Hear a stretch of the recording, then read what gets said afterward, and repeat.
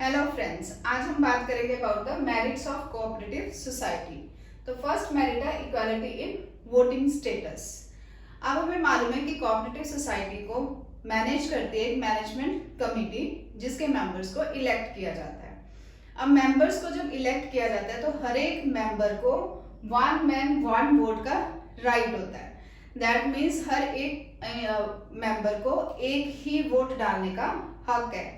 ऐसा नहीं है कि जिसने कैपिटल ज्यादा कंट्रीब्यूट किया उसको वोटिंग राइट 1 से 2 हो गई है, तो वोटिंग राइट होंगे one man one vote irrespective of the capital contribution. Second है आपका limited liability. That means members की लायबिलिटी है वो लिमिटेड होती है, limited to the extent of capital contributed by them, इसलिए उनकी पर्सनल एसेट्स सेफ हो जाती हैं। दैट मीन्स कि इन केस सोसाइटी के ऊपर किसी तरीके की डेट है तो उस डेट को रीपे करने के लिए मेंबर्स की पर्सनल एसेट्स को छेड़ा नहीं जाएगा, वो बाइंड नहीं की जाएगी और members will be liable to the extent of the capital contributed by them. Next आपका stable existence. Society cooperative society जो है it has the stable existence, that is it is not affected by the death, insolvency, lunacy of any of its members, क्योंकि हमने features में भी पढ़ा था that it has a separate legal entity different from its member. तो इसीलिए किसी भी मेंबर की डेथ या कोई भी और घटना या उसका आना या जाना इसकी कॉन्टिन्यूटी को अफेक्ट नहीं करता। नेक्स्ट है आपका इकोनॉमी इन ऑपरेशंस। अब कोऑपरेटिव सोसाइटी के ज्यादातर मेंबर्स या तो कस्टमर्स होंगे या प्रोड्यूसर्स होते हैं। तो कस्टमर और प्रोड्यूसर्स जब खुद ही मेंबर हैं तो मिडल मैन की जरूरत नहीं रहती है किसी भी चीज को खरीदने या बेचने के लिए, तो मिडल मैन इलिमिनेट हो जाता है। अब जब मिडल मैन ही नहीं रहा तो इट रिड्यूसेस द कॉस्ट की रिडक्शन हो जाती है और कस्टमर और प्रोड्यूसर्स मेंबर्स होने करके ही risk of bad debt is lower. Bad debt मतलब अगर किसी का पैसा फंस जाता है, कस्टमर का पैसा फंस जाए या प्रोड्यूसर का पैसा फंस जाए, ऐसा होने के चांसेस काफी कम रहते हैं। नेक्स्ट है support from the government. Government भी इन कोऑपरेटिव सोसाइटीज को बहुत सपोर्ट प्रोवाइड कर दी है।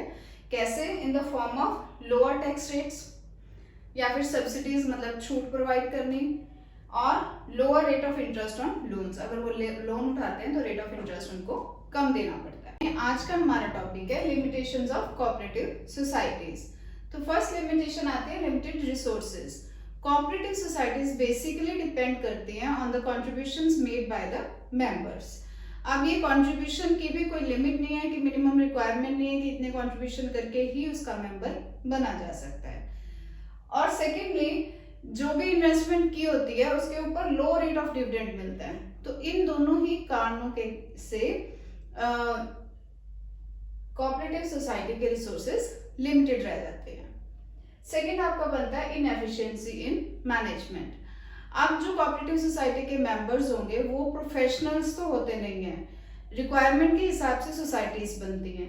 अब सोसाइटीज को मैनेज करना, कंट्रोल करना, उसकी एक्टिविटीज को करने के लिए क्योंकि कोई प्रोफेशनल्स नहीं हैं और ना ही वो हायर कर सकते हैं because of the high rate of salaries to be paid to the professionals, तो इसलिए उनकी एक्टिविटीज भी इतनी अच्छी तरीके से नहीं चल पाती।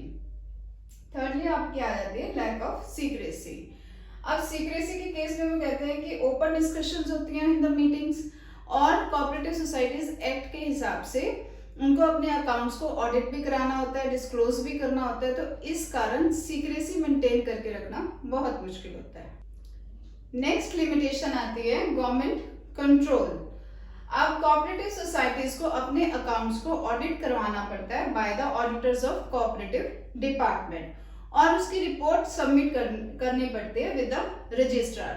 तो गवर्नमेंट उनको फैसिलिटीज जरूर प्रोवाइड करती है, जैसे कि पहले भी हमने फीचर्स में देखा है कि सब्सिडीज वगैरह प्रोवाइड करती है government, low rate of interest on the loans. तो ये फैसिलिटीज तो प्रोवाइड करती है बट ये रिस्ट्रिक्शंस भी लगाती है गवर्नमेंट और गवर्नमेंट की इसी इंटरफेरेंस करके उनकी फ्रीडम ऑफ ऑपरेशंस में कमी पड़ती है।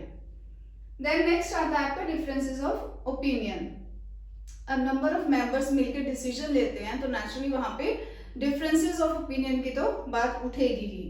तो अगर मेंबर्स के आपस में ही ओपिनियन काम नहीं करते, एक दूसरे से नहीं मिलते हैं, तो कन्फ्लिक्ट्स होंगे। अब किसी का अगर पर्सनल इंटरेस्ट या गेन हो, किसी भी एक मेंबर को अपने पर्सनल इंटरेस्ट या गेन के को सोच के अगर वो डिसीजंस लेता है, तो naturally welfare of the society का जो थीम है जिसपे ये कोऑपरेटिव सोसाइटीज काम करती हैं, वो नेचुरली डोमिनेट होगा। तो ये सारी लिमिटेशंस आती हैं आपकी कोऑपरेटिव सोसाइटीज की।